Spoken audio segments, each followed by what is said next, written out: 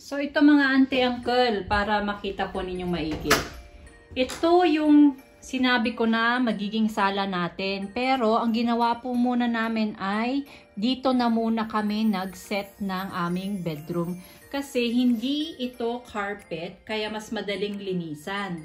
At pagkatapos po niyan ay punta tayo dito sa lagayan ng sapatos. Ayan, nakalagay na yung ating mga shoes dyan. Dito yung kitchen. Nandito na rin yung ating ref.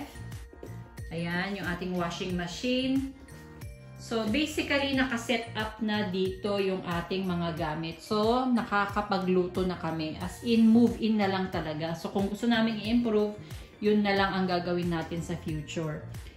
Kung mapapansin ninyo, wala na dito yung dating sala set nung may-ari. Kasi, ginet-read na namin yun. Tinapon namin sa skip. Dito na kasi kami the dining. So, andirito na yung ating dining area. Kinip namin yung fire, electric stove, tapos yung TV. So, ayan. Ito naman yung papunta sa garden. Magandang panahon ngayon kaya nagsampay ako. Gagawan ko na lang ng video yan para hindi ganun kahaba ang ating content ngayon.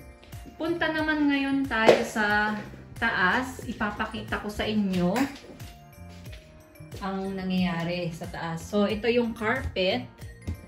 Wala na rin yung nakalagay dito kasi tinapalan na namin yung kanilang mga pinakuan. Ang reason kung bakit muna kami sa baba nagkwarto ay gusto naming palitan ng carpet kasi madumi yung carpet nila. So, dito kasi sa UK, may mga charge kapag sila pang magtatanggal ng mga gamit. Ito ang aming magiging kwarto. So, ayan o, talagang madumi yung carpet. Gusto namin ng bago. Saka meron kasing parang amoy.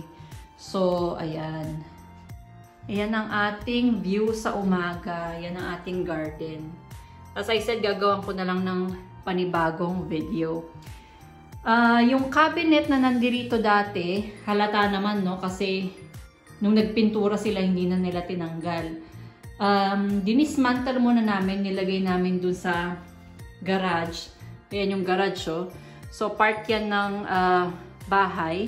So nandoon na muna yung mga cabinet kasi okay naman yung gamit na yun. So ikikip namin yun.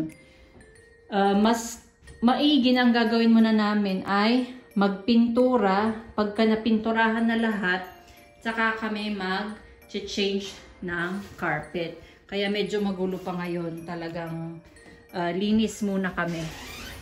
Ito naman yung ating parang wardrobe na rin. Yan din ang ginamit nila noon. Ang banyo, wala na kaming problema kasi talagang maayos na. So, nilipat na lang namin yung ating mga shampoo dyan. As in, usable na siya. Ito naman, gusto rin namin palitan yung carpet. Tapos, yung pintura gusto rin namin baguhin. Kaya, ayan, nagtapal lang muna si Richard ng mga pinakuan nila. Gusto naming ibang color nung room. Kaya, yan. Yan ang nangyayari muna ngayon. Maganda yung area na to. Ayan o. Magandang panahon ngayon. Cul-de-sac ang area na to. Tahimik. Mostly parang mga elderly yung ibang kapitbahay namin. Pero yung malapit dito sa amin, yung dito lang sa right, nakausap na naman sila, nakapagpakilala na kami. Okay naman sila.